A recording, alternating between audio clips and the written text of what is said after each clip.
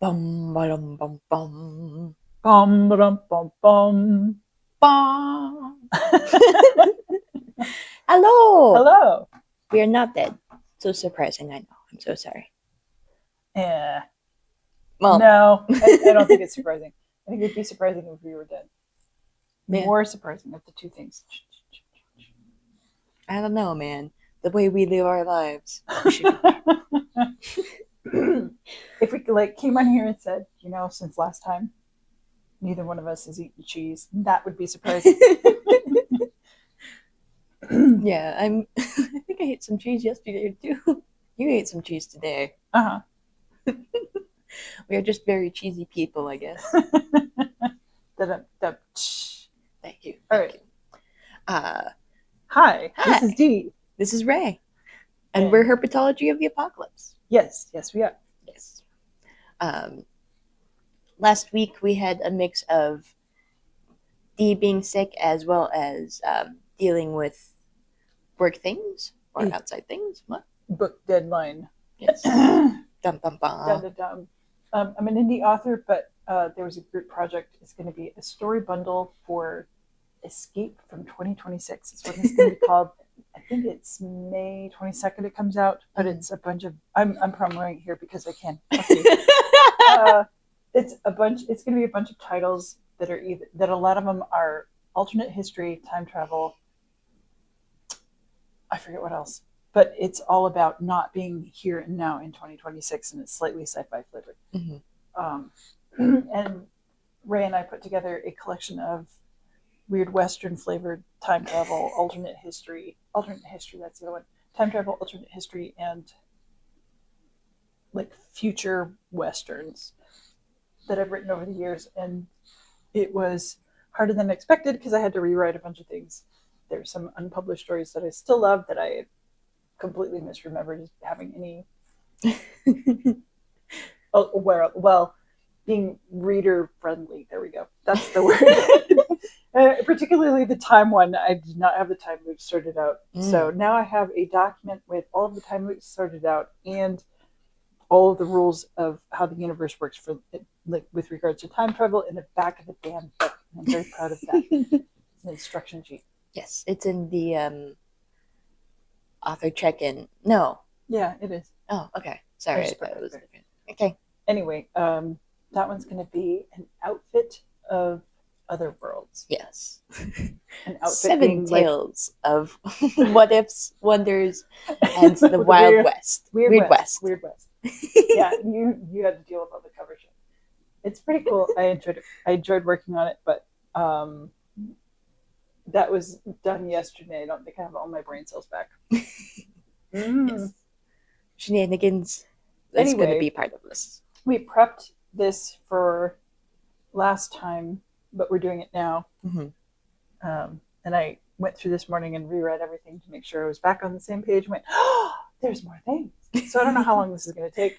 We'll see. I saw that last night. I saw that you had gone further than I had remembered, and I was like, oh shit. So we're both a little bit wonky, as is the way of us. Yes.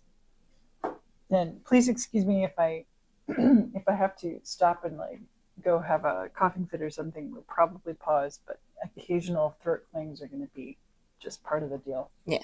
Okay. We are starting off this time at 2320. Yes? Yep. Yes. I tried to say 2023, and I'm like, nope. We did a while ago. We've passed that year. It's done. No more. We passed that page. It's also done. Yes. Woo. We'll probably be back there yeah. somehow. Okay. So, what do you got? This is a page where it's titled "Interrogate This Madwoman." We're looking at Nana Sprite here. Wanted to note that the medium is underlined in Nana Sprite's words, as in it's a place kind of thing. And I was thinking about it in different terms because it's like A, a place, B, in between places, as we've seen by the whole splitting of the sprites thing. One up, one down. You're in the place between those two. Uh, I have further things on that, but those further things are spoilers, so I'm going to not say. You're just gonna let me run my mouth and go hee hee hee. You'll find out later. Yes. Okay. Got it.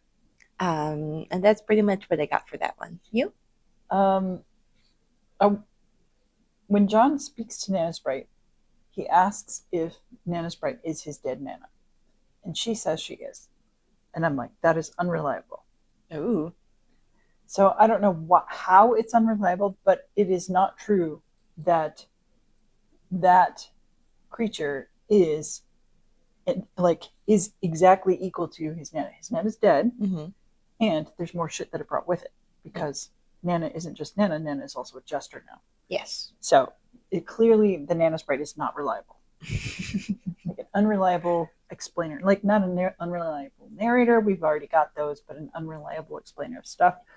Everything she said can be sort of not quite right, which I have to note as a writer as being a great technique for writing by the seat of your pants. You kind of just have a character explain stuff, and when the things inevitably don't fall out exactly the way you want them in the story, you go like, oh well, unreliable explainer. Yeah. Wink, wink, nudge, nudge. As a character. As a character. So the medium, I don't know why it is underlined, but I looked up medium because, as I want to do, I think I know what it means, but do I really? As part of being a writer is looking at stupid grammar rules and definitions of words that you've been using for decades. The medium, a means of doing or communicating something with the emphasis on the stuff through which this happens, like an art medium or media company. Also the stuff in which a biology sample is preserved or displayed, and in physics, the stuff through which a wave travels. Wow, wow, wow, wow, wow, wow. Okay, that's what I got for that. Okay. Next page? Yep. Do you want me to do that? Yes, because this one is me mentioning another spoiler thing. This is a flashback scene. Dun dun dun. The dad fencing off monsters, and then the kitchen without the father or the monsters, but with lots of smudges. Yes. As well as the batter was already eaten in the previous frame. Never mind. Okay. Nana Sprite tells John that his dad was kidnapped when John came to the medium. She defines the medium as a ring of pure void dividing light and darkness. It turns in the thick of the incipisphere, a place untouched by the flow of time in your universe. So I looked up incipient to make sure I knew what that meant. Incipient means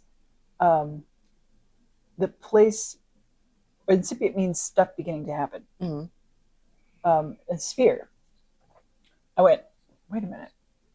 Oh, we're talking about spheres. We're probably talking about freaking alchemy and Gnosticism again. Okay. So, because I was affected so strongly by Francis Yates' The Art of Memory, which explains the connections not with Gnosticism, but with alchemy and magic and science and memory. That's the one for memory palaces and stuff, yes? Memory palaces and stuff. The one where they're like, hey, we're going to draw out the whole fucking zodiac, and if you can absolutely understand every aspect of this on a deep and personal and meaningful and like change your soul kind of level, then you become able to rewrite reality in sort of a god. Right. So I'm going to guess here because I'm thinking of like keeping that idea in mind.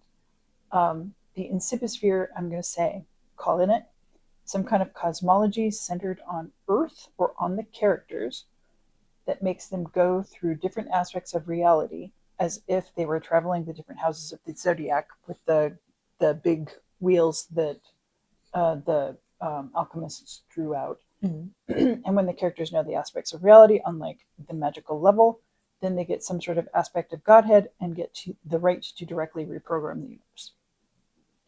I neither confirm nor deny. Cool. Also, here Nana Sprite pretends not to know what a computer is to tease John, which I'm like, I wonder it just because I'm like that would be appropriate. I gotta wonder if she was one of the earlier programmers or something.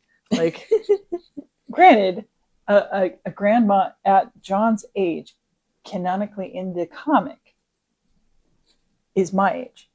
Like, right? Mm-hmm. So I'm like, of course I know what fucking computers are. But if we go to people my age and Hussey's age, and we go, where our grandmothers old enough about computers, old enough to know about computers. My grandmothers did not. They were farmers, right?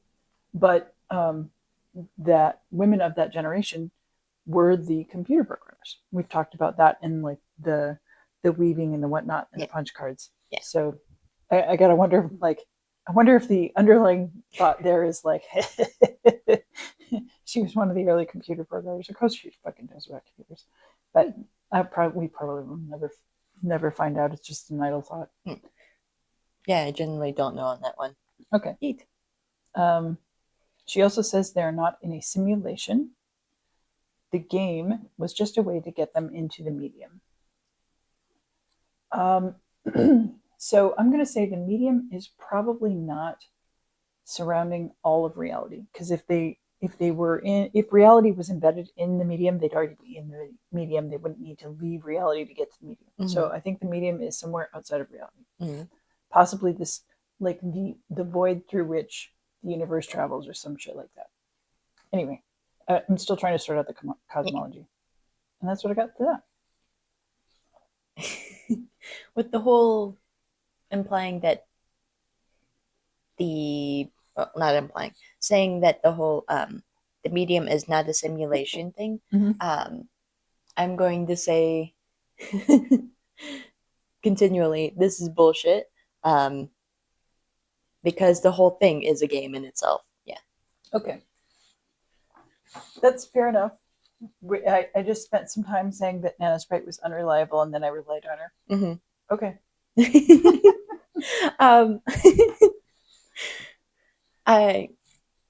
I mean, maybe inside of the game, it's no longer inside of a game kind of thing, but I still think that the overall whole thing is still itself a game. TM. Okay. Yeah, that was what I got for that. All right. Based off of what you said. Do you have anything else for 23, 21? Nope. Okay. 22? Oh, sorry. Wait, I did have one thing joke that I had.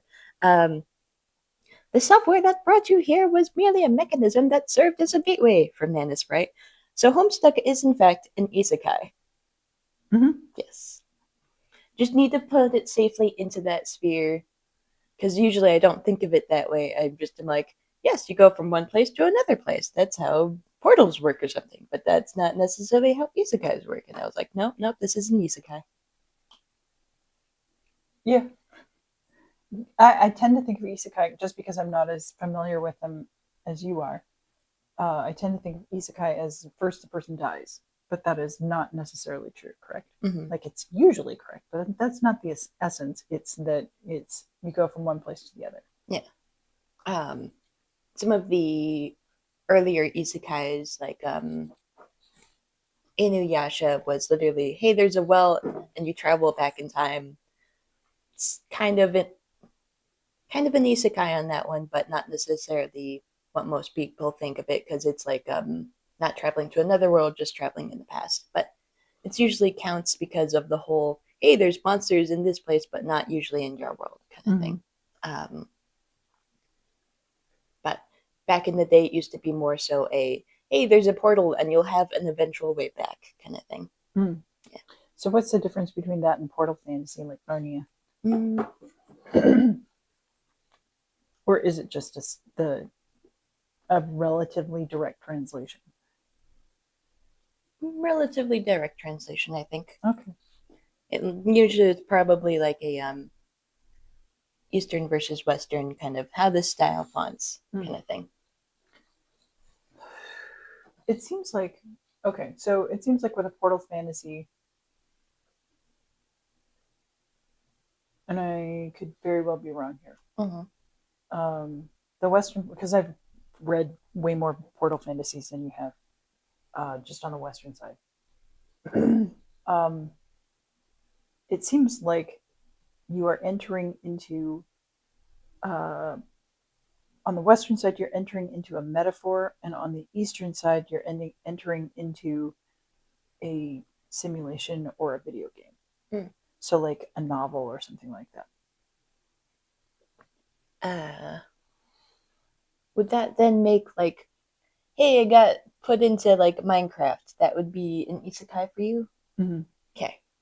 But like I am entering into Narnia, the portal takes you to kind of like a piece of insider wisdom about the way the universe works. Not about friendship, not about how to min max, not about um, it's like there's a slightly different flavor about um, what what is real and what isn't. Like Westerners tend to think of what is real is what is real, and on the Eastern stuff, it tends to be if I mean I could be totally blowing this out of proportion, but underlying underlying reality, it's not really real. Everything is kind of its own little simulation. Mm. It's all kind of like a Buddhist type illusion.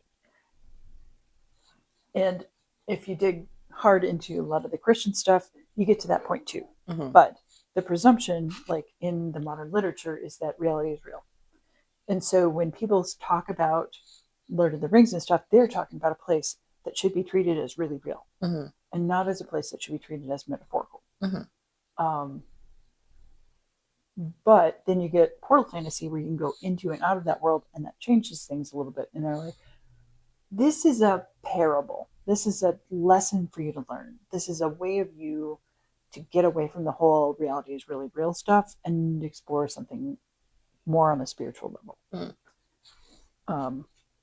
And I don't know. Maybe that just all collapses down to the same thing in the end. But like if you look at Narnia, if you can press people and go, yeah, Narnia is cool, but if you press them a little bit harder and you go, but isn't Narnia about like Jesus and stuff? Because it is. Mm-hmm. And people will go, well, and they'll try and fudge out of it. But essentially, yeah, it's a way of you learning how to grasp salvation and the big concepts of the Bible from whatever C.S. Lewis was. I don't know if he was Christian or Catholic or not. Why I don't know this, I don't know. But anyway, a lot of the time when you get portal fantasies, it's people going, I'm stepping into a lesson and then I bring the lesson back with me to the modern world. And isekai, it's like I'm going somewhere cool because I'm fucking done with this shit. Mm-hmm. Yeah. And most of the time travel stuff isn't like you go back to the past. You don't go there to find monsters and have adventures. You go there to min-max the shit out of it. So I would say like travel back to the past is more like isekai than isekai is like portal fantasy. Mm. Yeah.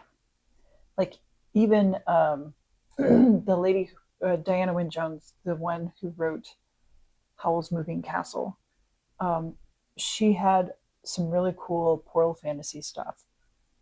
And that was definitely not let me min max the shit out of it. It was definitely let's have some metaphors here. Mm-hmm. You want to see the world a different way? I got you. Yeah. Man.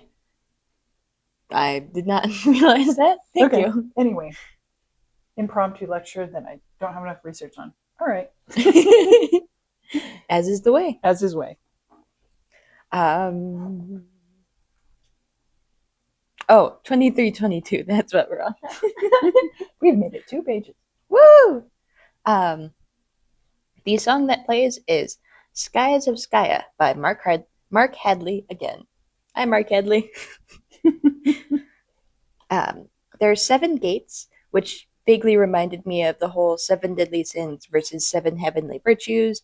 I tried searching into this whole 7 gates thing, found something called a modern legend in Pennsylvania called the 7 Gates of Hell, where if someone goes through specific gates, they end up in hell. And I was like, wild, okay. left that because that did not seem to be relevant to this at all. But I was like, sure, I have to mention that. Um, couldn't find anything further with the whole Christianity side, so I went over to Buddhism, um, and found several sevens, like seven kinds of wealth and several kinds of a noble person, several types of a noble person. Um, so they'd be like faith, or for the seven wealths would be faith, energy, conscience, fear of wrongdoing, mindfulness, collectedness, and wisdom. And I was like, none of these apply, I think, to Homestuck. Damn it, where am I going with this? I still think seven's going to be important. I have it for you. Oh, thank God. But I could not find it myself. I'm glad that you found it. I went, oh, I know exactly what this is. Okay, so Nana's Nana Sprite's giving a description of sky. Above the medium, beyond the seven gates, which I think are the spirograph thingies, residing at the core of the incipiosphere, Skaya exists as a dormant crucible of unlimited creative potential. She says the forces of light will be charged with its defense, while the forces of dark will attempt its destruction. Okay, so first I was trying to like model how everything fit together, and I was like, all right, so the medium is the stuff of the universe, and the incipiosphere is kind of floating in or on or above it, and there are seven gates in this incipiosphere, and the central sphere is Skaya, unlimited creative potential, and or Godhead. Mm-hmm. Okay, so the spheres. Okay, so the seven things are probably seven spheres. Okay. Or also known as the seven heavens. This goes all the way back to the ancient Mesopotamians. Okay. And they believed in seven heavens. With Earth is at the center, it's not a heaven. The first one outside of that is the moon, also known as Sin. The sun, known as Shamash. Venus, known as Ishtar. Jupiter, known as Merodach.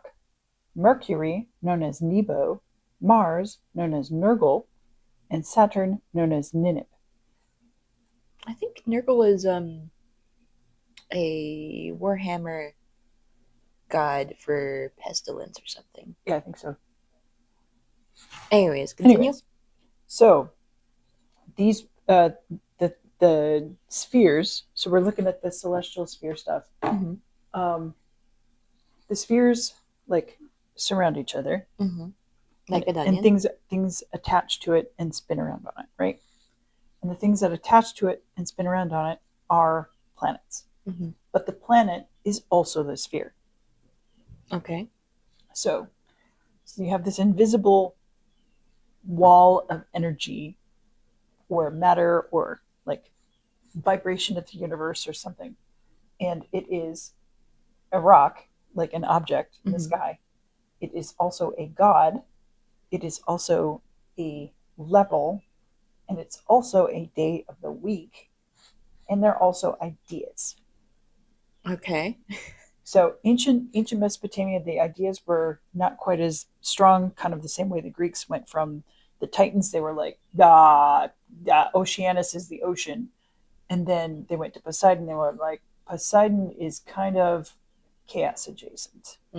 Like, it's kind of the principle that stuff is cyclical, but not linear. You know, okay. Not chaos, but like non-linear. But for the Mesopotamians, who started this stuff, the gods were still kind of like personalities more than they were ideas. So Ishtar was attitude and sass, and an idiot. So she wasn't the principal or anything. She was just fucking Ishtar. Okay. Well, she did this. It was a great and mighty tale. She's kind of a dick about it. So, but other cultures develop the ideas more. So you get like the moon is a personality, but it's also an idea for cycles. The sun is a personality, but it's also an idea, and it goes from being like I lit up the sky to I am the inspirer of all culture in Apollo. So it evolved as you went along. Yeah. Sorry, side note, there's two black birds outside of our window, and there have been like several other birds, so I keep getting distracted by them. I know, there was another one out here a minute ago. These two chased them off. Mm-hmm. I don't know what they are. They're not crows. No. They're too like tubular skinny for crows. They're definitely not ravens. Got wide eyes too. Yeah, and they don't sound like crows, and they've got very long beaks. So I'll have to figure out what it is later. Just we will later mention dead birds, so I was like, figured why not mention the live ones here, I guess. Okay. Anyways. I made a note here my first time through. Mm-hmm. Oh wow, that sounded weird. Did you hear the call? Yeah. Yeah. Anyway. Anyway, something else I noted here was that part of the stuff that sank when the sprite was first awakened did that sink to darkness as an anti-sprite. And I think I later looked up enough things that I bounced into enough spoilery type stuff that I was like, no. Mm-hmm. But still, you will see me tossing around that idea a bit. And that's it for 21-22. Okay. Then let's go off to 23. Okay. This is the first instance we get to see of infinite chess. Because there's only one queen, I think. That's a queen? Or is it a king? It's a king because they're only moving one space at a time. Ah, okay. Because if they... Okay, so whenever they're diagonal or straight across from each other, a queen could just be like... Mm-hmm. But they're... Okay. I know nothing about chess. So I will probably need to like look that up later because of Homestuck, but... Anyways, here's the first instance of infinite chess that we get to see. I'm mentioning this because earlier in previous episode I was talking about 4D chess and stuff. Mm-hmm. And I was like, hey, here we get to see the beginnings of that. Okay. My comment here, the two kings are reminded me like black and white, always in check with each other. I'm like, this reminds me of Gnostic shit. For the Gnostics, there's none of the gods that have been described by religions up to presumably other than them are real gods. They're all descended from the true Godhead, which still exists, but gets more and more fragmented as it descends towards the material plane. Mm. And both the light god and the dark god are wrong. Okay. Because the real God is the one that never split in the first place. So the light and the dark are balanced against each other because they're both fucking wrong. That both of them are idiots. Mm-hmm. Even though one of the current forms of God, according to the Gnostics, is called Sophia or wisdom. Mm-hmm. Anyway, that's what I got for that. The next page, our caps lock narrator, the one who's saying the commands for John and stuff, is responding, me? As though Nana is specifically talking to him. Nana pretty much ignores that. But I just would like to note that is a possibility I hadn't considered of the Nana's talking to the commands. Oh, okay. Yeah, I see it.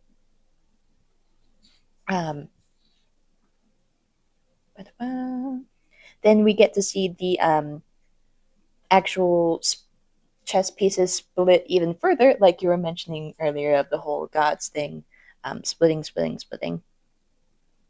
Because of the whole, in this case, because of the sprites splitting in half. Yes. Mm-hmm. That's what I got for that. I'm not talking about the cities. That's spoiler territory. Yes. Okay.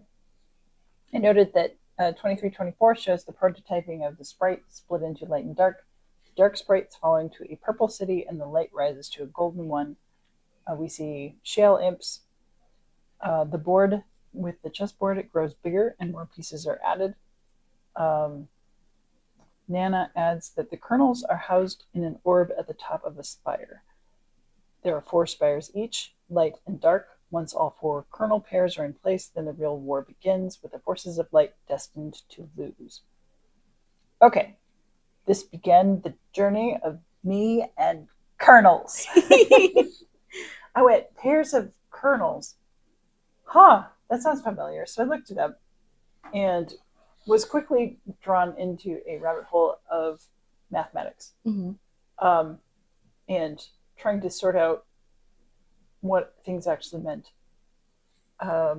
People are super duper bad at explaining mathematics. Just phenomenally awful. Because they confuse the definition of a concept with the formula that describes the concept. They've forgotten that math is arbitrary bullshit and it's just another way of describing that idea. Precisely, but it's a concept. So if you can't translate that back into English, you don't really have the concept mastered. It's the whole Western versus Eastern thing again, like we're talking about with the isekais and the portal fantasy. Yeah. So anyway, I'm looking at kernels, and they're like, it's all the things that become 0. And I'm like, you're just finding English words to define your mathematical process. That's not how you describe a concept. You can't tell how to define a kernel. You can't define something by saying, here's the mathematical operation that leads to it. You can't do it. Because there's a reason why you use a particular operation, and that reason is not a formula. It's a reason that you use it. And there's a reason that you can tell whether the formula is the right one or not, and it's not the formula. Anyway, so eventually, after like a week of yelling at things, fortunately we had time. Kernels are a mathematical way of grouping information together in a system according to a rule. The rule determines which pieces of data are equivalent and groups them together, like turning separate molecules into a single kernel of corn. A kernel is a lump of data. A kernel pair is simply any 2 things that the rule has decided belong to the same kernel. The reason why it's 2 is because 2 is the smallest number that you can say, here are 2 different data points that are not the same thing that get lumped together. So if you have more than 2, you can break them down to other sets of 2s. And for some reason, this is easier to calculate. I don't understand that part of it, but I'm like, okay, fine. A kernel pair, haha, there's the joke. So the example they kept giving was grades. In the US, they're often like, you get graded by A, B, C, D, or F for fail, or you get graded with a percentage score. So like an 88 and an 82, if your grades go from 100 to 90, 90 to 80, blah, blah, blah, then an 88 and an 82 are the same grade, and they're pretty far split apart. So the kernel is the grade B, but what the whole system does of studying kernels is tell you how much things are actually different, even though their differences have been collapsed to 0 by the system. So like that 88 and 82 is a 6% difference of how good something is, but the system collapses that difference to 0, even though elsewhere from 91 to 89, you only need 2 points to go from an A to a B. I'm gonna need to sleep on that. That's okay. I like I said, I took a week of fighting with it and trying to sort through a bunch of absurd math where they were like, the important thing is the number 0. What the shit? What's that got to do with anything? I don't know. I can't tell you. It's just that's in the formula, so that's the definition. No. Anyway, I was looking for a quick answer to a joke, and it ended up in a week-long trying to fight a thing. Anger. Fight being, yeah. Yeah, that's what I got for that. There's a math joke here. Yes. Hussey's a nerd. That's the TLDR. Yes. Sorry, I just looked at the whole kernels hatching thing because I'm looking at the page specifically. Nana saying kernels hatching, and I was like thinking about, well, the whole zero definition thing, and I was like, aren't like zeros referred to as goose eggs as well? Yep. So kernels hatching. Yes. Okay. That's just me being like hee on something that's probably not actually it. Anyways. Next page. Or do you have anything else you want to add to that? I'm good for the next thing. 2325 is what I got. Yep, same. The ultimate riddle. Riddle. I wanted to make a joke here about Hitchhiker's Guide to the Galaxy. What's the meaning of life? 42 kind of thing. What's the ultimate riddle? 42. That's mostly what I have there. Okay, John asks, what's the point of all this? Nana Sprite says that while the journey you're about to take is the ultimate riddle, she wants him to go through the first gate and above the house by building. The ultimate riddle. I went, what is the ultimate riddle? Not 42. I mean, I'm like, but since we're on our Gnostic kick, the ultimate riddle to the Gnostics is basically the same thing as the Matrix. Mm-hmm. There is no spoon. That moment, it's the moment where you go, oh, actually, I'm God, and you wake up from being whatever thing you think you are in the Matrix. So, okay. So I'm like, will the ultimate riddle have something to do with Godhead? Probably. We keep seeing the theme of you're going to do these things and learn these things and travel these things, and then you'll be able to do something incredible. Yeah. Like with the whole Gnostic, hey, let's look at God's thing. We keep seeing that pop up specifically because we're doing research and stuff. But there's a lot of. I was mentioning Sims things way earlier with the whole here. Let's look at these loading screen things, and it was like, you play The Sims and the sport as though you yourself are a god, kind of thing. I control these lives. Yeah. Yes, I remember the first time we had that conversation. It was younger than I really was before. What? Okay. Oh no, when you first started playing The Sims and you started out like, I am a god to these people, a god.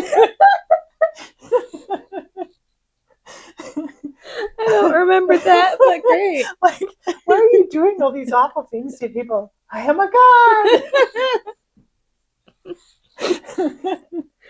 Okay. You know, like, I may not have the wording exactly correct, but I am a god was definitely a phrase that was in there. There was horrible, insane cackling as well. All right. Okay. Great to see that I'm being vindicated by my younger self.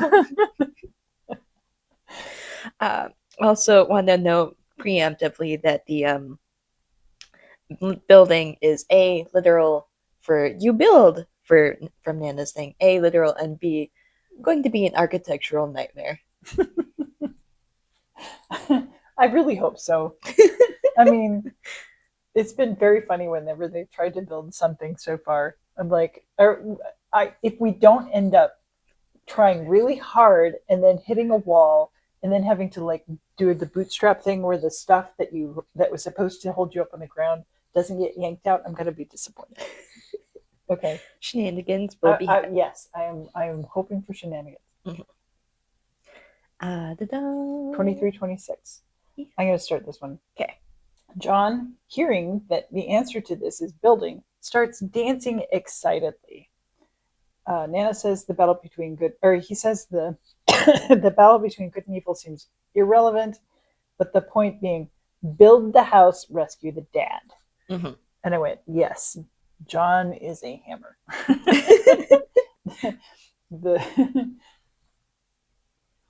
the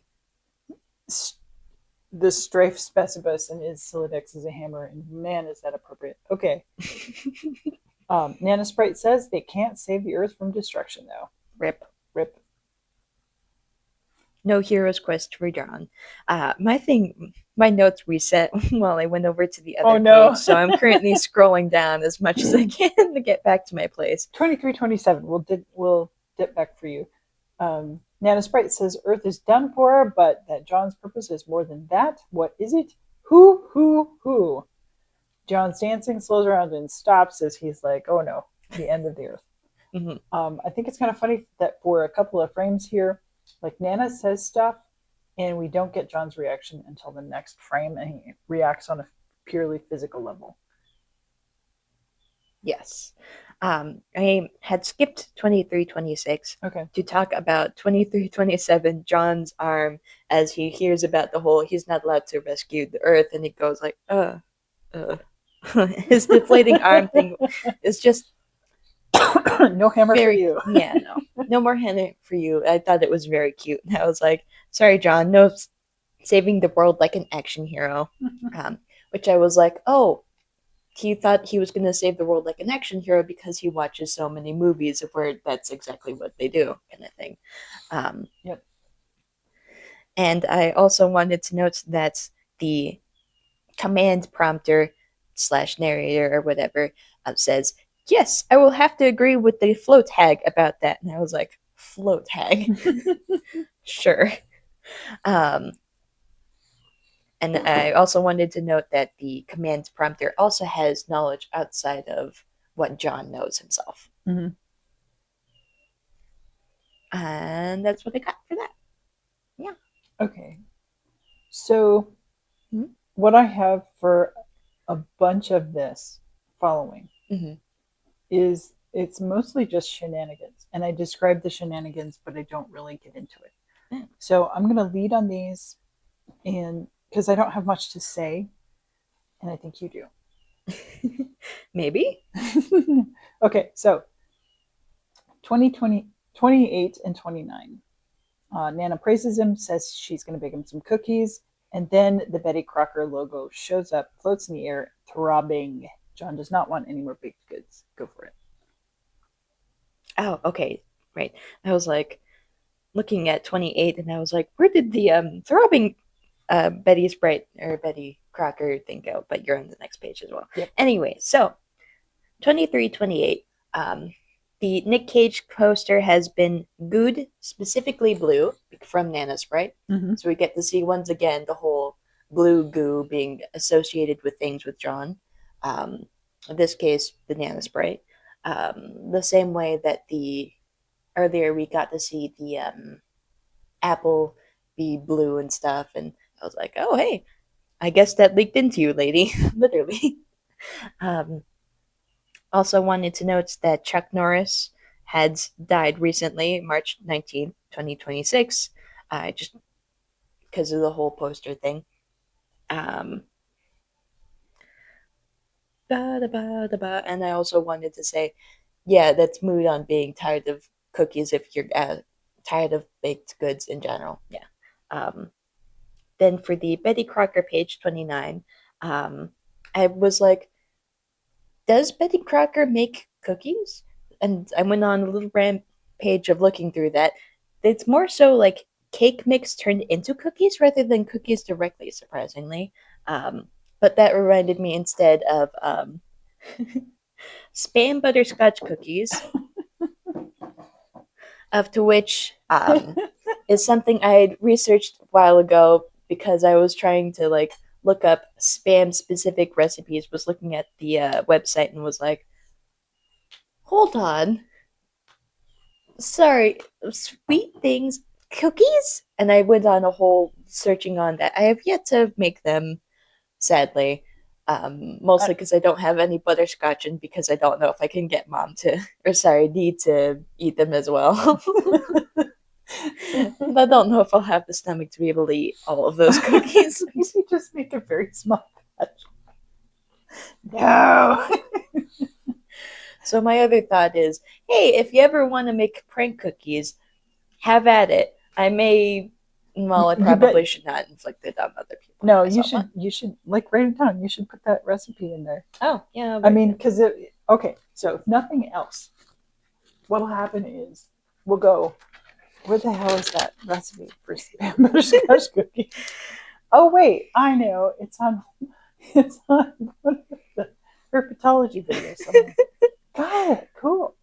All right, I'll put the whole recipe in the description in case the page gets deleted or something. You know, maybe just like save Into- up the ingredients somewhere in a back cupboard so I forget that we've got them, and wait until you're well and truly pissed off at me, and then you're like, it's time. I don't know if I have that much patience. If there's going to be spam in the house, I'll be like, well, I got to do something with the spam. Oh, wait, I have all the ingredients for cookies with this. Yeah! There'll be no waiting for, like, me being upset with you. I don't have that patience. There's Okay. better Then Halloween. Halloween. Okay. Because I think Halloween is a good time for, if you're going to have prank foods, then Halloween is a great time for that. So I guess if we're having a special Homestuck episode on Ooh, Halloween. Yes, that would be fun. For Halloween Homestuck special. All right. Well, that's the date. Yeah, like someday Andrew Hussey happens upon our creative commentary here, and he's like, what the fuck with these cookies? I didn't. I've done some shit. I didn't do this. I think he'd be intrigued and might try them himself at that point, or at least use them as a joke for something. Actually, I don't know if he's doing any more creative endeavors after the whole that visual novel that I can never remember the name of, but I'm like, it has a diamond. Yes. Call of the Lamb? No. God damn it, I got it mixed up again. I mean, Jester Quest? No. I have it in my Steam. I guess I can pull that up. All right. Hey, we're going on a small detour. Come with me. Steam. Library.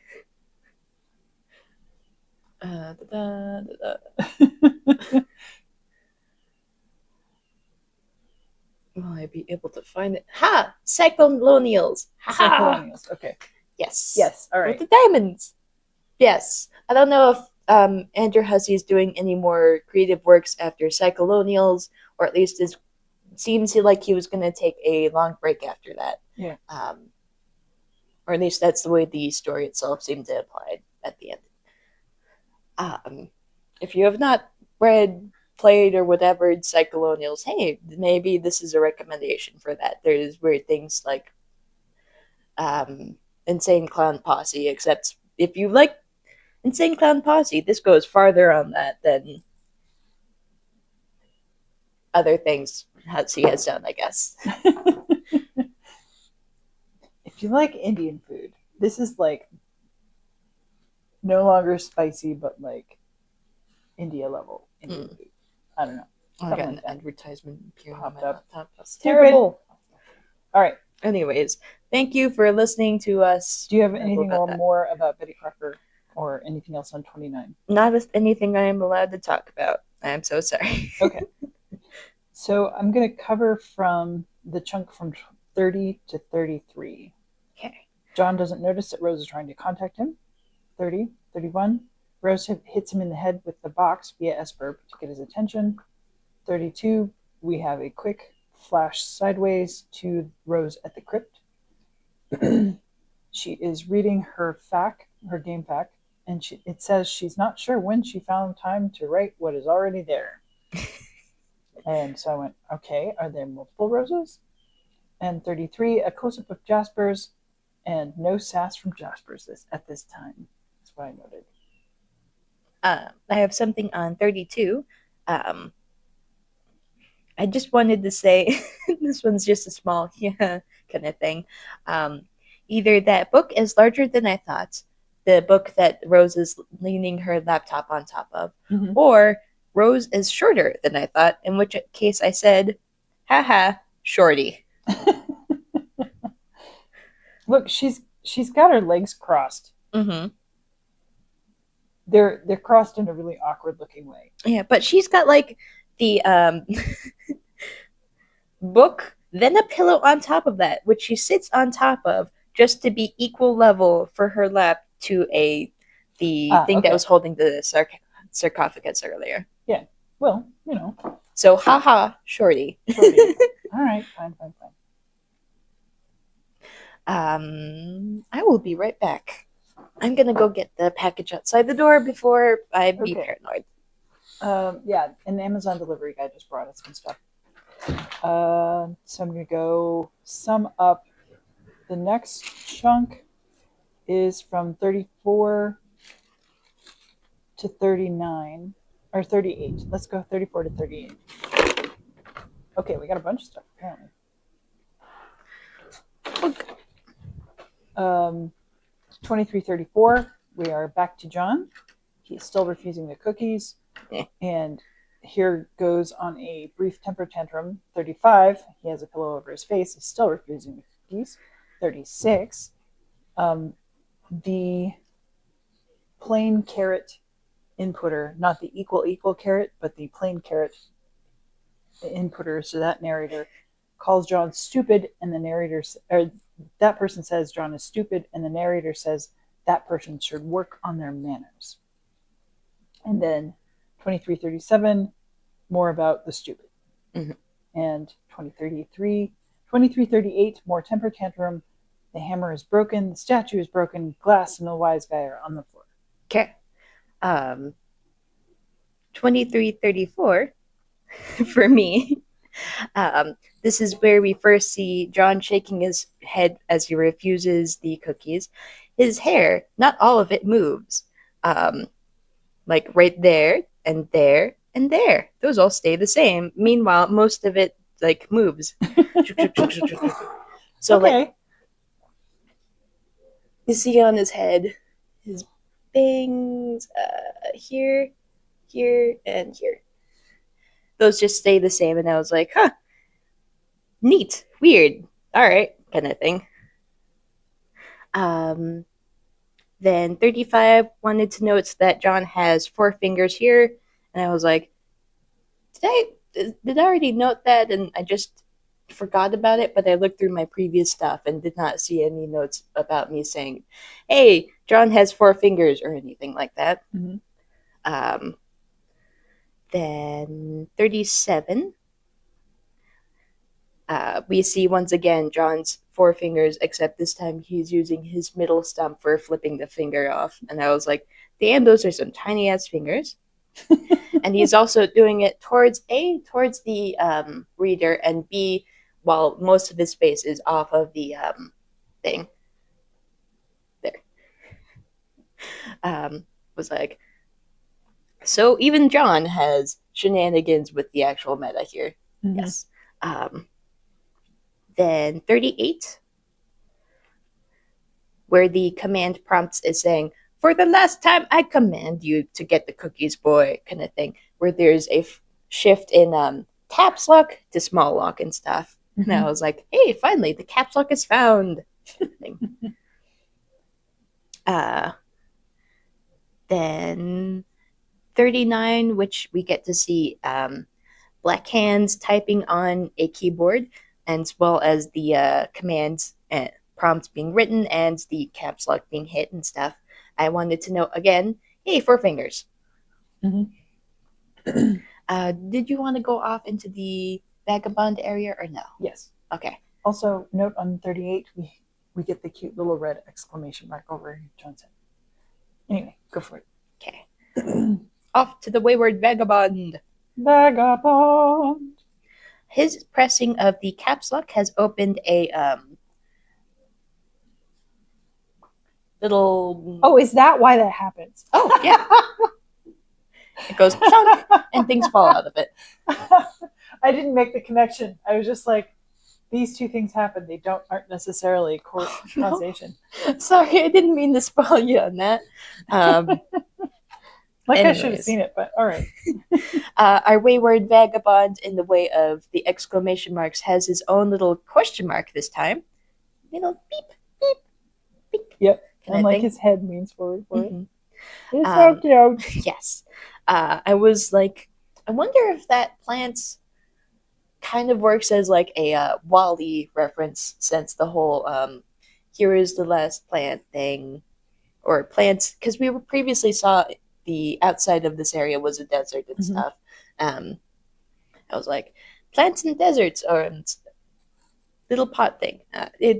My own brain was going on shenanigans No, there. a common trope of here is the vault against which we have sealed the past is there's genetic vaults too where all of the biodiversity lingers. Oh, I have okay, used that trope in a story too. got it.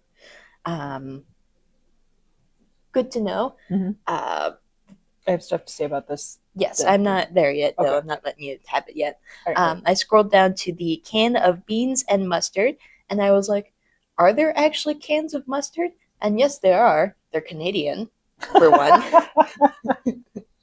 And two, their shelf life is of 2 years. And the beans apparently have a shelf life of 2 to 5 years, if depending on if they're in a cool, dark place and stuff. And I was like, I'm pretty sure both of those things have been inside of that for longer than 2 years. I mean, maybe not, since a plant's been living in there, but I was like, I don't think you should eat those, buddy. And then we get to see the human etiquette book as well. Mm-hmm. And I was like, oh, I thought Wayward Vagabond had gotten the etiquette book earlier, and that was why he was doing fancy speaking earlier and stuff, which I noted previous episode. Yeah. All right, that's what I got. You Okay. have at it. Yeah, I'm thrilled to see it. Like the caps lock is the unlock key for that.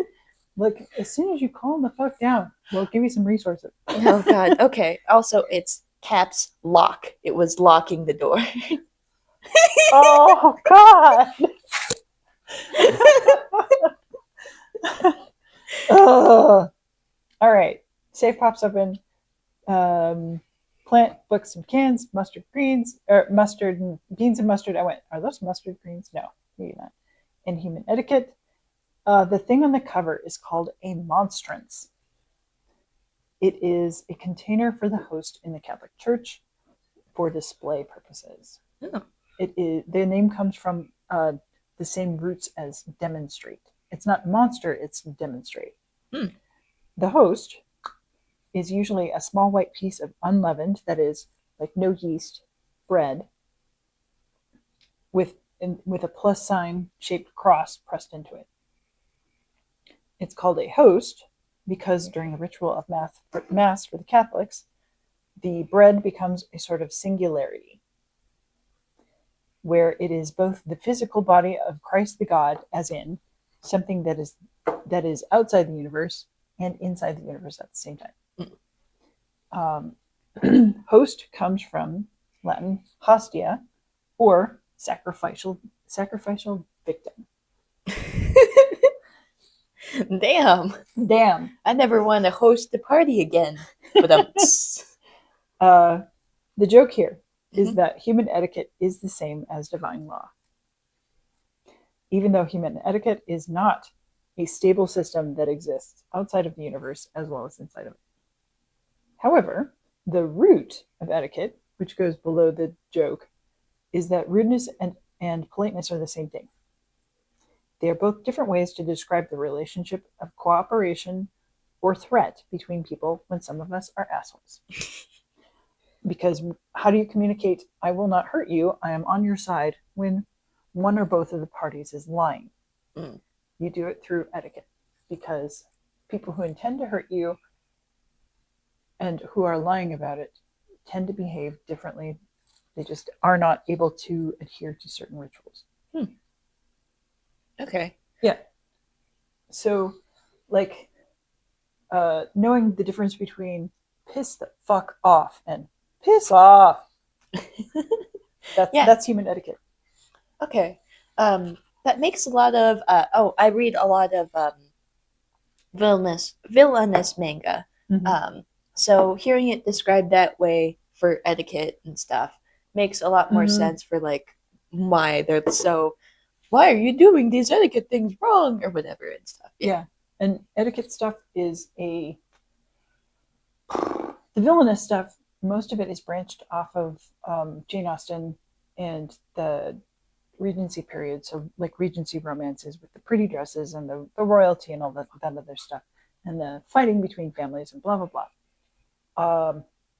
Yeah, and they are called novels of manners sometimes. Mm. Like there's a whole genre of we're just going to study the system of behaviors in this particular area, and the characters are going to trace the very very fine line between shitty behavior and acceptable behavior in order to min max how they go through that. Mm. And one of the most famous ones of those is called Dangerous Liaisons. I forget who wrote it, but it got turned into a movie that most everybody my age watched growing up. It has John Malkovich and Uma Thurman in there, and it starts out with John Malkovich being the wise the sly manipulator. There we go, the sly manipulator, and Uma Thurman being his bitch, Mm. and ends up the other way around, As it goes. as you do. But the whole thing is navigated by um, not big open conflicts and stuff like that, but just very small, minute navigation of human etiquette. Mm. So if you want to see something that describes that fairly well, uh, Man, look at Dangerous Liaisons might be a good villainous source. that. Okay, I will put that in the description along with the spam butterscotch cookie recipe. Okay, thank you. Yes. All right. No, that's all I have for that. Okay. Dum.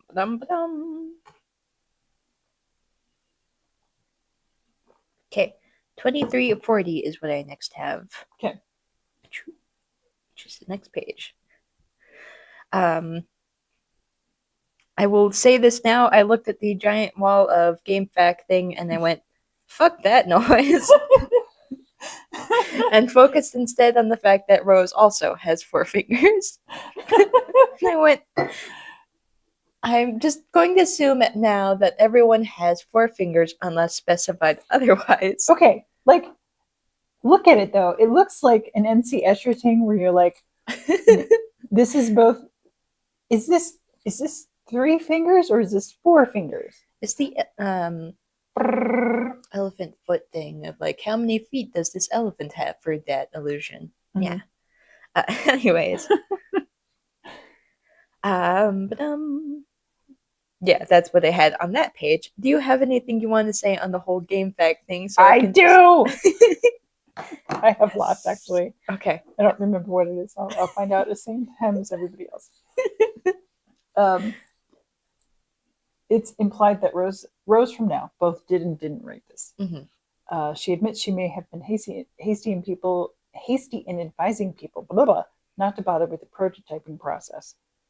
She notes that if the reader is annoyed at not having instructions that, if followed, would have killed them, well, she is too, but also prototyping kernel sprite may be the only chance of affecting the medium. And you also can prototype your sprite twice. It may, if you explain it, if you prototype the sprite twice, then the sprite may explain things to you confusingly. Otherwise, you're stuck with Rose's explanation. I went, okay. So I think that means that Nana's sprite is being deliberately confusing, or at least Rose sees her as such. Mm-hmm. We already noted that Nana's sprite is going to be an unreliable narrator. So I noted it, yeah. And I don't know, so I'm also an unreliable expert here. She notes, something I wanted to note is what effects prototyping or not has on the medium or incipiosphere isn't clear. The overall idea seems to be that they're engaging with a world that's highly modifiable in itself, and modifiable through a mythological framework. A blank template that develops due to the player's actions. Yes. Okay. Wanted to note on that. While all of them became Harlequins because John prototypes the sprites first before entering into the medium, they did Harlequins or the ink sprites did not suddenly also become Nana because the sprite had already split in half. So important to note that, yes. Okay, that's cool. Rose doesn't see other players in John's realm. She presumes each client server pair activates its own copy of the Incipisphere, which means that there will be multiple copies if more than John makes it to the medium and through the gate. Everyone gets their own dungeon instance. Yes, I was wondering. I was like, can I ask you that outright or not? You're probably going to say no. All right. She says there are 4 receptacles for kernel pairs. And I was like, oh, how does she know that? I'm like, no, she would have heard that through Nana because she was watching at the time. Right. She crosses out some text. She says that the game has surprised her and exceeded her expectations, and she forgot her original purpose with it. She had chances to test some information she obtained on good authority, but it slipped her mind. Instead, the game's catacombs securing the dark, twisting paths to necromancy were blundered into rather on accident. So this tells me she has outside information rather than a time-twisty thing, although I won't rule it out now. And I'm like, this is a different line of thinking than I've been on. And she was trying to get to do something necromantic originally, such as resurrect Jasper, which is, I'm like, we've seen Jasper, so I'm going to say that. Dead over there. Yeah, but she forgot about resurrecting Jasper, but it happened into it on accident, and I'm not sure how. Like, she happened into necromancy on accident, not necessarily resurrecting Jasper. Yeah. Oh, no. She says she had chances to test some information she obtained on good authority, like with she had chances to do some shit with Esperb is the context that she forgot to do, but then she did it. So she could have maybe with Esperb somehow brought Jasper back, but accidentally she didn't, and so now she's done something else necromantic, and we don't know what that is. Well, it was Nana. Did she bring Nana back? I mean, kind of. I mean, you were saying earlier that she supposedly brought Nana back. She's an unreliable narrator because she's no. Not I mean, I necessarily... didn't realize Rose brought Nana back. Oh, yeah, because she was trying to sprite Nana with, I guess, the giant book, and then she accidentally knocked the acids into the sprite, and it absorbed Nana that way. Okay, because I'm like, but John did that, but apparently I'm misremembering it. No, Rose was holding the giant book, trying to get that into Nana, or into the sprite, and the sprite was avoiding that and bumped into the shelf and got hit by the Okay, Nana. So she was trying to put Colonel Sessiger book. Yes. Okay, got it. Nana, I think, is the better choice. Yes. All right. She also makes a note that she has buried the big point of her article because the strike through is there. I'm going to guess that whatever the big point of the article is, it's not in the strike through part, because she wants to get rid of the strike through part, but she wants to keep the main point of the article and get to it sooner. So my best guess is there. Are we forming the mythology of a new world? But I don't know for sure. I say nothing on that. All right, let's work on that. Okay. We get to 41. 41 months in the past, but not many. So in the background, we get to see that the mausoleum is still there, being snowed on. So we're not like majorly in the past. Jasper is not yet not dead, kind of thing. Yep. That's a good point. Yes. Also wanted to note that the image itself, because it's all snowed and grayed, you can barely see it on the screen when I tried to show you, and I was like, it's very sun bleached in a way that it reminds me of hey, this is in the past kind of thing. It's old kind of thing that way. Not necessarily probably intentional, just wanted to note that for my own thing. Okay. Yes. You? Yeah, no, I don't have anything useful there. Okay, then 42. 42. We get to see that Rose's laptop is plugged into the wall. And I was like, ha, this is like the exact opposite of what's happening to Rose right now, of all the things that she wants right now. Her laptop is plugged into a safe, stable area on a table with a nice, comfy chair, and it's cold outside and not on fire, and she's talking to her friends in a calm manner. It's great for her. Um, but for actual what Rose and Jade are talking about during this, we get to see Jade being so coincidental in her timing, as well as her mentioning the whole, "Hey, you might be able to bring back your dead cat" thing that we were mentioning with the necromancy stuff from before. So we get to see a direct, "Hey, who's this the authority thing, or good authority thing that Rose was talking about?" But also got to see Jade talk about Dave and Rose's whole untrusting of other people's words, of like the whole "you always believe the opposite of what other people are saying" kind of thing. And I was like, it's nice seeing that it's literally in context. Yes, Rose is also doing the same shit as Jade or Dave. Yeah. That's what it got for that. 2342. Rose typing away happily. She just received John's knitting gift, so her birthday is in winter. Because it's winter. Yes. The two friends are talking. Tentacle therapist says she'll take a stab at learning the craft. And I was like, huh, knitting is witchcraft. Got it. Jade said she made John presents. She's been working on it for years, but she just mailed it, and it takes a while to get anywhere from here.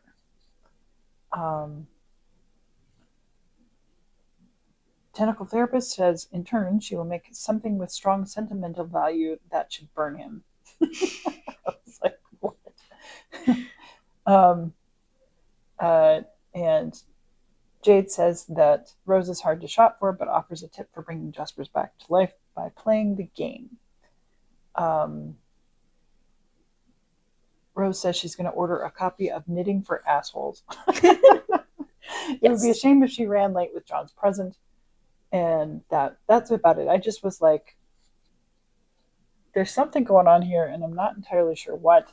I don't think I'm supposed to know what yet, but I want to crack it somehow, and I just can't. Yeah, the note on the sarcasm was fun. Yes. My next thing is 44 instead of 43. Yep, same. Okay. All Dave does is gets his katana and heads out to get the brothers copy of the game. Yeah.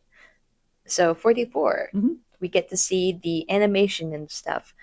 This is where we get to see the dead bird on a lower roof, as well as Dave looking up towards the sky. As for my notes on this, so we get to see Dave looking up at the meteor, and we get to see it reflected in the shades, and I was like, and it looks like an eye for him, and I was like, God damn, that's so cool. And it's what I based my face stuff off of today. Okay. Yeah. There's red clouds, orange birds.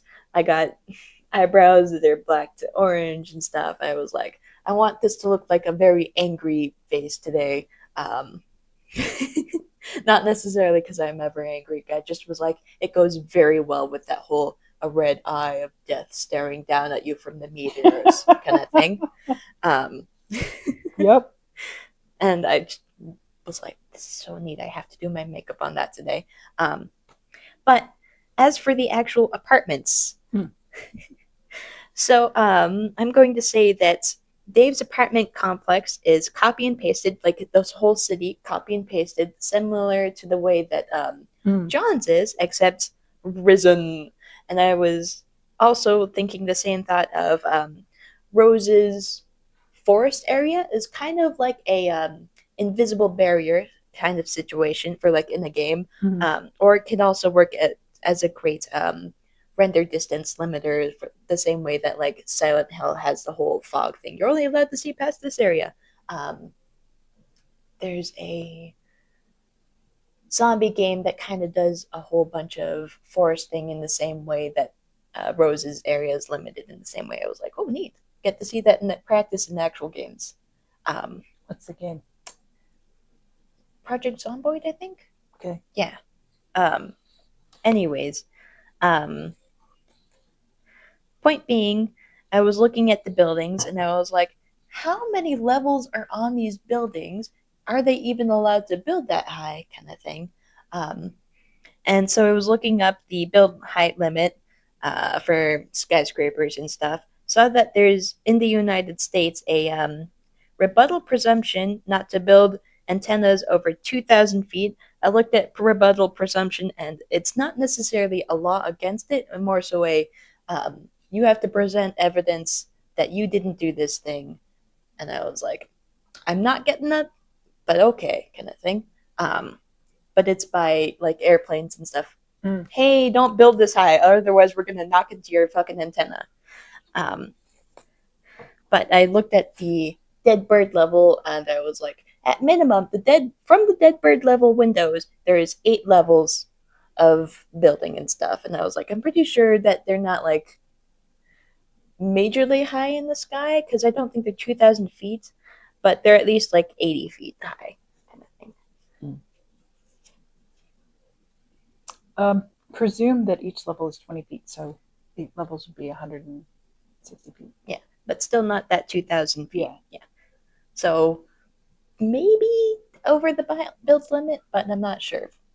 It's fine. Yeah. Anyways, it's a for the United States a per state one of hey, what's the height limit you're allowed to build and stuff. Some were like up into the 400s, others were at the 100s and stuff. So yeah. Okay. Yeah. And then below that, and the actual text is a quoted lyric from Snoop Dogg's "Drop It Like It's Hot," and it's not in fact from John Keats, who I'm sure you're going to talk about later, who is a romantic English poet who's in the same time frame as I didn't write his name down because I didn't think I was going to talk about him. The guy who's married to Mary Shelley, the writer of Frankenstein. Percy by Shelley. Yeah. But John Keats died of tuberculosis 4 years after his first publishing his poems. You might know him from Ode to a Nightingale. All right, have at it. All right. John Keats, thank you for that lovely introduction. He died of tuberculosis at 25. Dang. The whole point of the Romantics was to connect extreme emotions with natural or concrete imagery, which I was like, that sounds like a Greek god thing. He's famous for poems like La Belle Dame, Sans Merci, and more relevantly, Endymion and Hyperion. So this is Gen X context, because we have to talk about somebody else too, Dan Simmons. Okay. Who passed recently. Endymion and Hyperion, Dan Simmons got obsessed by books. Like he would just go off on a hair and just be like, I'm going to write this huge fiction epic about some book, and translating that into something else, whatever. And he took the poems, very long, in the case of Hyperion, fairly long poem, and turned them into a sci-fi future time traveling wibbly-wobbly shenanigan thing about gods and the soul. I'm going to say that. So, if you were reading sci-fi in the 80s and 90s, which I believe Hussey is a sci-fi fan, just given some of the stuff that he's brought up, you would at least know of it. So, Keats's Hyperion and the Fall of Hyperion are 2 poems. Neither one of them is finished. Oh. Because he died? Yes, and he just kept rewriting the fucking things, really. They're about the transition from the Titans, the old god, Hyperion, and the Olympian god, Apollo. So the old sun god was Hyperion, the new sun god was Apollo. And the raw idea of sun and light into something that includes knowledge and poetry as light. as the culture, the Greek culture, no longer just worshipped the forces of nature, but it made ideals and said, well, we got to assign those ideals to God somehow. So, There you congrats. go. Something that comes out of Keats, not from those poems, is something called negative capability. Okay. Or when a man is capable, which he defined as when a man is capable of being in uncertainties, mysteries, doubts, without any irritable reaching after the fact and reason. So, like, if you're able to be in a situation where you're like, what the fuck? You're not like, gas leak. You're just able to sit with the discomfort of having witnessed a miracle or something banal or just whatever it is. You're just like, I have the capability to just sit here and appreciate the fucking moment and not come up with explanations. He also supposed that a true poet changes their whole self in response to the work of art they're writing at the time. He said if poets don't really have a fixed self or identity as such. They basically are created out of their poems, out of and for their poems. Later, the idea of negative culpability, people started picking it up and running with it. There's a philosopher, Roberto Mangabera Unger. I don't know much about him, but he used it to mean resistance to rigid social hierarchies and rules. He believed negative capability was the ability to step outside of the constraints of both compliance and rebellion. There's another one, psychoanalyst Wilfred Bion. He defined negative capability as the ability to tolerate pain and confusion of not knowing something and tolerating ambiguity over certainty. That's also related to the idea of mindfulness as escaping the fight or flight syndrome. Okay, so what we get is that Hyperion is the idea of switching systems of gods from one thing to another. And Endymion, also, which Dan Simmons also picked up and ran with, in the same series, mind you, because why not? The first two books have no ending, and the second two books kind of do, but are completely different. And as a wee D, when I first started reading these, I was very fucking confused. Anyway, Endymion is the tale of a shepherd king who chases after a moon goddess on the theory that a thing of beauty is a joy forever. And on his journey, he witnesses the power of love to resurrect people from death, to free people from their fate, and to identify with humanity above the ideal divine. And I think both transitions of systems of God and learning how to love in the face of divinity and or infinity and or ideals rather than specific human beings. I think those are all going to come up later. Okay, that's what I got for that. I say nothing. I just say, fucking wild. All right. Yeah, actually the Dan Simmons books are really fucking wild because he doesn't just stick there. He like ties it all together by putting everybody on a journey based on Chaucer. Where like, okay, so a bunch of pilgrims go to do the thing, and on the way there they tell each other stories. That's the template for that. And a lot of the stories in here are awful, filthy. Like there's a scene where somebody's like, this woman's trying to climb up a ladder, and a guy like goes down on her butthole by accident. I'm not joking. This is one of the great works of Western literature. Anyway, okay. In the sci-fi epic part, there is this thing that it's called a shrike. It's made out of, well, I can't say if it's metal. It looks like it's made. There we go. It looks like it's made out of metal daggers, and it runs around killing people all throughout this whole business. And it's guarding the place that they're trying to get to. It's guarding, and they're like, we're just here to throw ourselves at him and distract him so that somebody else can get through and do the thing. And it turns out the bad guy's the Catholic Church the whole time. You're just like, I should really go back and try and read it again. But I also don't know that I can. Like, it was such a discombobulating experience. I'm like, I may never make sense of this.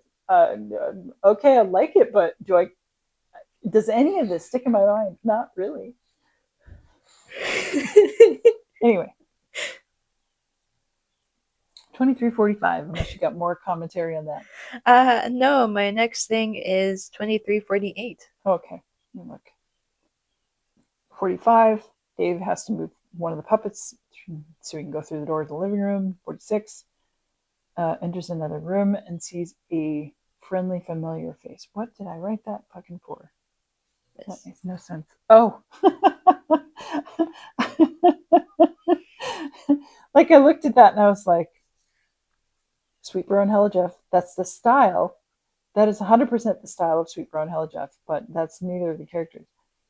47, we pull back a little bit and I go, oh, it's Mr. T, isn't it?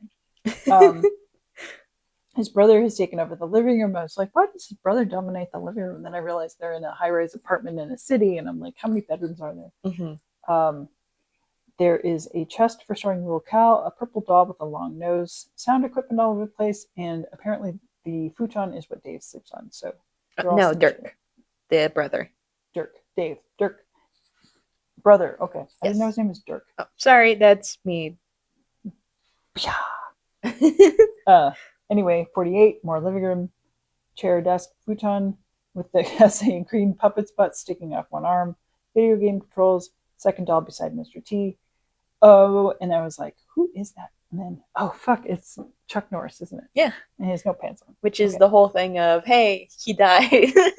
Yeah. Chuck Norris died. Remember. And Mr. T is not dead. He is 73, I believe. Cool. Also, the Mr. T doll is described as being 10 levels of irony from the original joke. And I want to point out that that is an example of hyperreality from our previous discussions. Mm-hmm. It is so looped around that it is neither irony nor non-ironic. Mm-hmm. I was having a hard time remembering what the puppet's name was for Mr. T. I was trying to think of who it was, but it kept coming to Ice-T at the time. And I was like, that's not it. That's very much not it. Who is it then? I don't know. But was like, oh yeah, wait. It just says here it's Mr. T tied to or handcuffed to Chuck Norris, and then they mentioned again, hey, he's dead. Next page is 2349. In which I noted that the puppets have for 3 toes and 3 fingers. And we get to see in this. I got nothing there. Okay. Then the next page. 50. Yes. Wanted to note for several things. 1. There's an image of baby Kermit riding a baby Gonzo. Above that image, however, is a baby Gonzo laying on his back, and his nose is now pixel censored. Yep. 2. There's a wizard puppets hanging in the corner, also pimped out as per the usual puppets in this household. Right. 3. The meteor in Isekai is currently looking in through the window to look at Dave. I did miss that one. Yes. All I wanted to notice was that the game looks like one of the Game Bro posters. Yes. And I thought the Game Bro poster was supposed to be advertising food, but apparently it was advertising game. It can hold multitudes of stupidness. I also noted the whole Gonzo pixelated thing. Mm-hmm. That was amusing. Then the next page. Oh, wait. Ooh. On 2350, have to note, nothing is on top of the speaker. I went back and forth several times. 51. Yes. 51, we get to see Dave have another tiny little exclamation point in his hair as he notices his little cowl. Mm-hmm. Then for the posters, sadly, I do not know who the naked puppets at the bottom one are, but I will note that the above picture is, I'm pretty sure, a Frosty the Snowman puppet, and he also has his genital area pixel censored, probably because there's a hand up his ass to puppeteer him. Correct. I don't know who the other puppets are too. I went back and forth with a Cal and I was like, ah, that's as far as I got on this. Yeah. Like, I swear I should know those like naked puppets down there. They look like something, like some kind of obscure, maybe German, Austrian. I don't know. One of those. Satirical. Yeah, but one of those ones you're just kind of like, did I really watch that on TV? Kind of thing. Yeah. Anyways, then I went over to the next page. Did you go on to that one? I did not. Okay. Well, then we are stopping here at 2351. I Thank you. glanced over to you and I went, wait a minute. The lines under your eyes are like Rose's lines under her eyes. Was that not intentional? No. Oh. Well, now you have to go back and see. Let me see, because I'm just like, I was like, I need something to make this look even angrier and stuff for the face, because, yeah. But now we have shenanigans to look at. Ooh. I gotta go back and back and back. She's not there. She's not that tired on that one.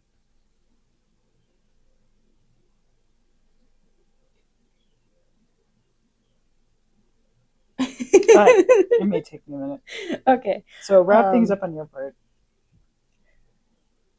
I'm happy to come back here and do Homestuck again. I did not realize how much I missed babbling about stupid Homestuck things with you, and talking about the difference between Isekai and Portal Fantasies was fun, or listening to you talk about that. I am still continuing in my whole everything here is a game itself, even though it's being portrayed through the medium of a comic kind of thing. Um, I'm probably going to make more comments on that later, but I can't make them now because A, spoilers, and B, I haven't encountered them to make any comments on it.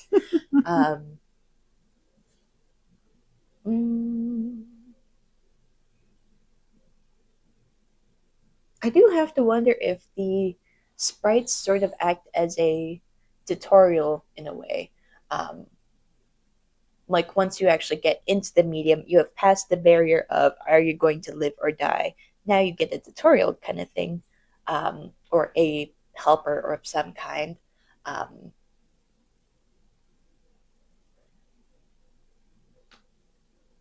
but I don't think that quite counts. I think that's part of their role, but I don't think that's the entirety of their role to have the sprites that way. Like other than just, hey, you now get to have an actual effect on your game by like you prototype the sprite. Now here's the direct consequences. It affects both your enemy types as well as how your sprite works and stuff. But I think there's further stuff that these sprites will do as a game mechanic that we have not yet encountered that I'm curious how that will work. Did you find your rose things? No, she keeps not having that. I'm squinting at you, you dumbass. And you were saying something interesting, so I put it down.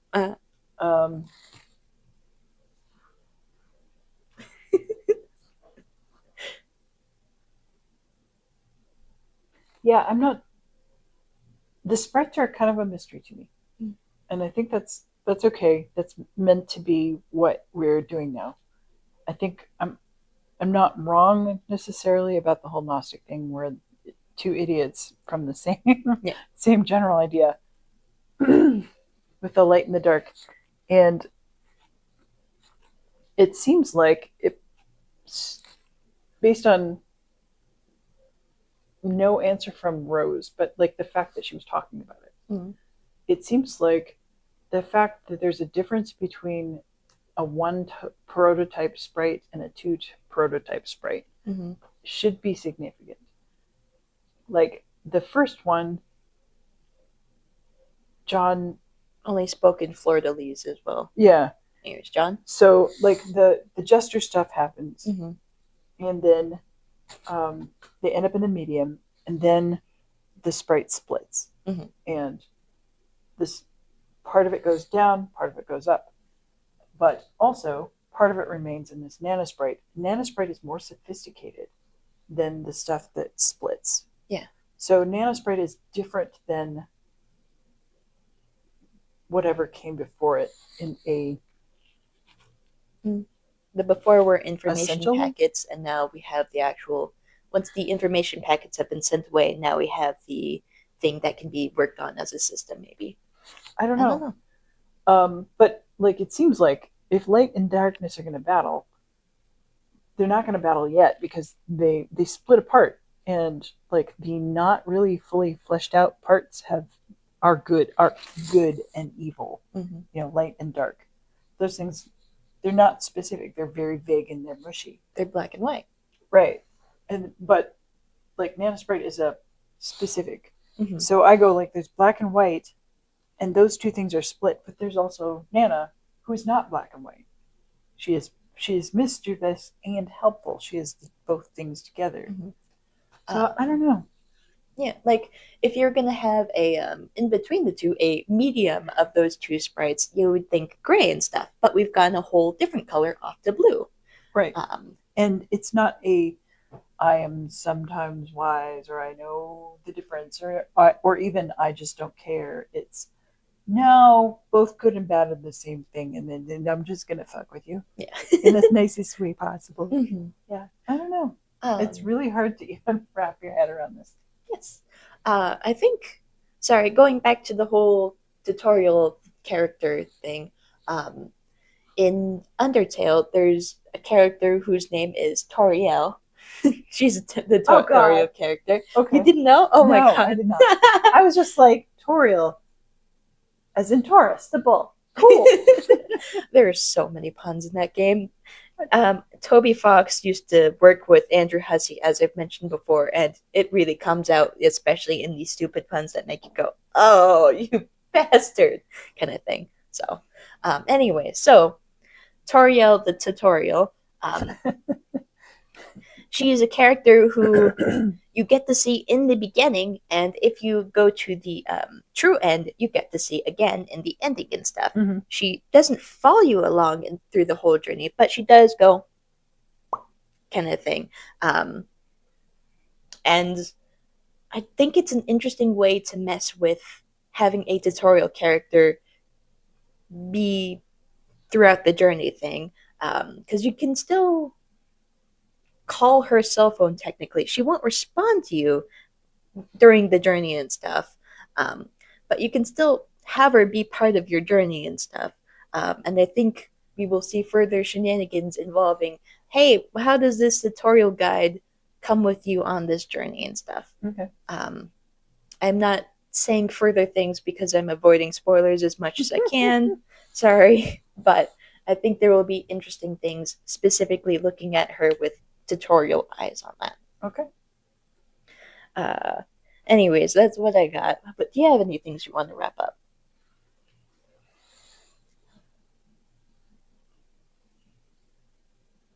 No, I feel like the Keats stuff, and I think the Keats stuff, it's a stretch, and I think having to route everything through Dan Simmons is a stretch, but I don't think that I'm wrong. I think the specific pieces that we're looking at are Hyperion and Endymion, and the Hyperion Cantos, which is the name for Dan Simmons's books in there.